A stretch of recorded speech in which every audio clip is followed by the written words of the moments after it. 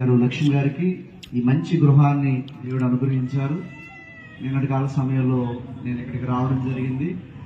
రాత్రి సుమారు 8-8:30 సమయంలో వచ్చి మరి ప్రతి గదిని కూడా నేను ప్రార్థన చేసి దేవుడి సన్నిధిలో వారి కొరకు ఎంతో విజ్ఞాపన చేయడానికి దేవుడు నాకెంతో కృపించారు.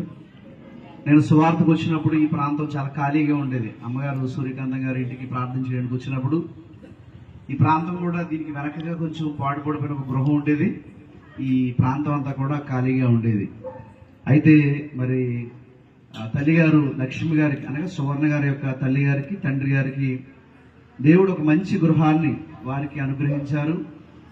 దేవుడి భూమి మీద ఇచ్చేటువంటి ఆశీర్వాదాలలో గొప్ప ఆశీర్వాదం ఏదైనా ఉంది అంటే మనం ఒక మంచి ఇల్లు కట్టుకోవడం. ఎందుకంటే ఉదయం నుంచి సాయంకాలం వరకు ఎక్కడెక్కడో తిరుగుతాం.